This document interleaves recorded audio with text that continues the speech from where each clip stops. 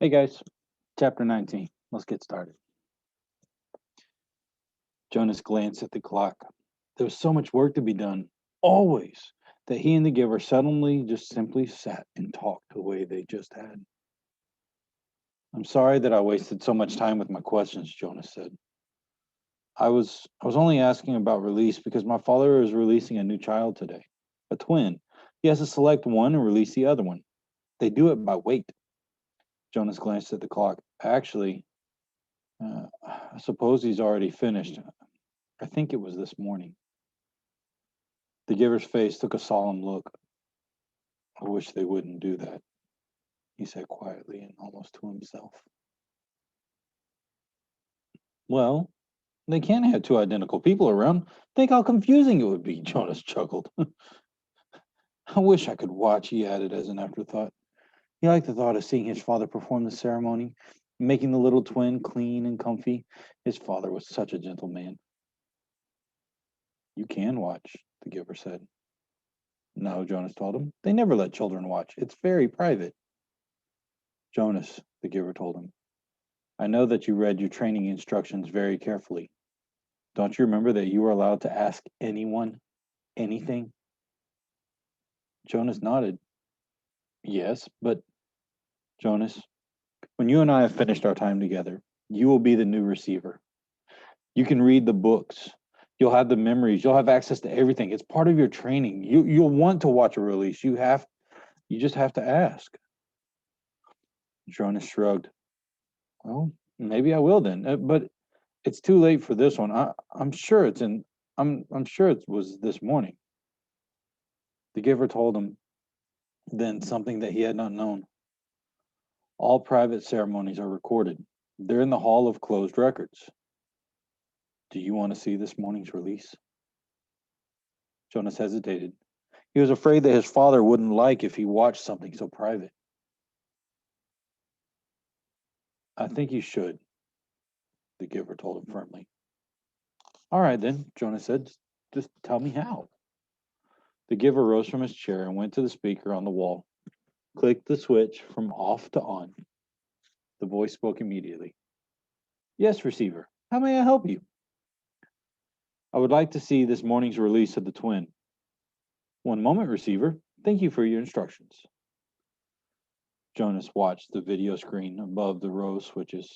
Its blank face began to flicker with zigzag lines. Then some numbers appeared, followed by a date and time.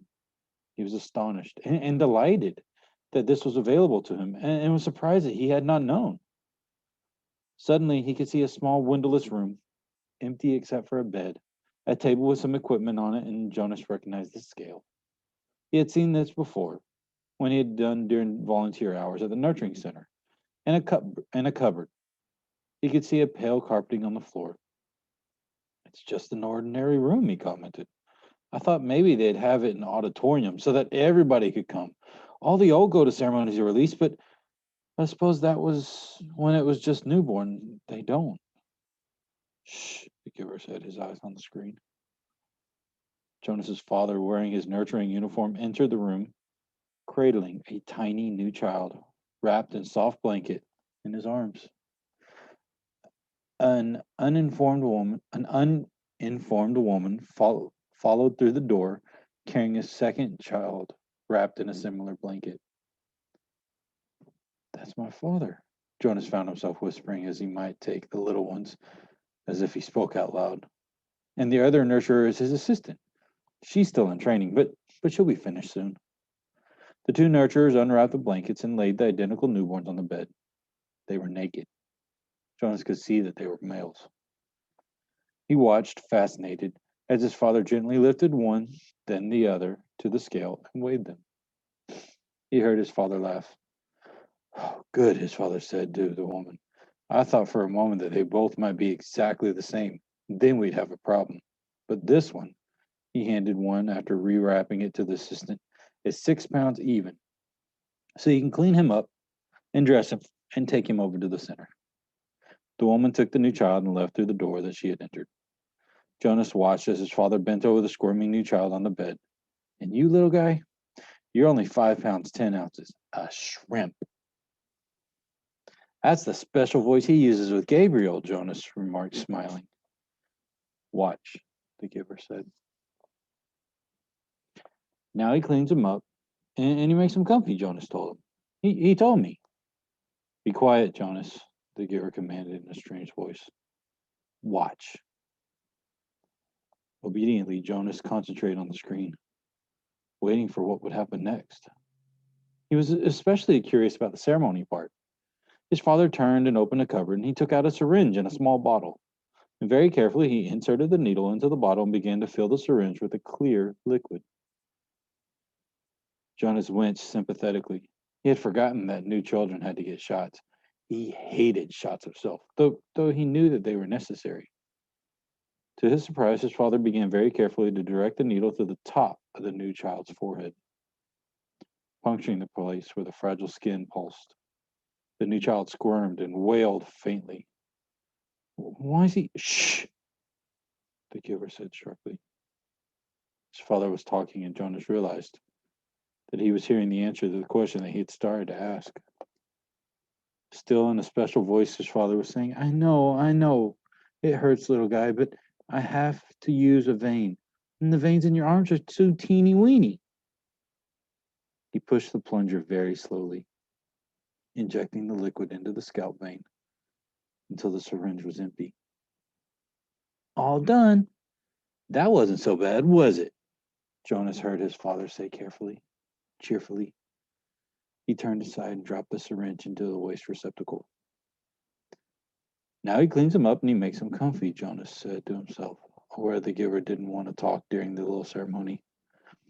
As he continued to watch, the new child, no longer crying, moved its arms and legs in a jerking motion. And then he went limp. His head fell to the side, his eyes half open, and then he was still. With an awed and shocked feeling, Jonas recognized the gesture and the posture and expression. They were familiar. He had seen them before, but he couldn't remember where. Jonas stared at the screen, waiting for something to happen, but nothing did. The little twin lay motionless. His father was putting things away, folding the blanket, closing the cupboard. Once again, as he had on the playing field, he felt the choking sensation. Once again, he saw the face of the light-haired, bloodied soldier as life left his eyes and the memory came back. He killed it. My father killed it, Jonas said to himself, stunned at what he was realizing. He continued to stare at the screen numbly. His father tidied the room. Then he picked up a small carton that lay waiting on the floor, set it on the bed, and lifted the limp body and put it in it. He placed the lid on it tightly, picked up the carton and carried it to the other side of the room. He opened a small door in the wall, and Jonas could see darkness behind the door. It seemed to be the same sort of chute in which trash would be deposited at school. His father loaded the carton containing the body into the chute and gave it a shove. Bye-bye, little guy, Jonas heard the father say before he left the room. Then the screen went blank. The giver turned to him, and quite calmly he related. When the speaker notified me that Rosemary had applied for release, they turned on the tape to show me the process. There she was. My last glimpse of a beautiful child, waiting. They brought the syringe and asked her to roll up her sleeve. You suggested, Jonas, that perhaps she wasn't brave enough. I don't know about bravery, what it is, what it means. I do know that I sat here numb with horror, wretched with helplessness, and I listened as Rosemary told them that she would prefer to inject herself. Then she did so. I didn't watch. I looked away. The giver turned to him. Well, there you are, Jonas. You were wondering about release, he said in a bitter voice. Jonas felt a ripping sensation inside of himself. The feeling of terrible pain clawing its way forward to emerge in a cry. There's just one simple question for chapter 19. What did Jonas find out about release? What is it really? See you guys on the next chapter.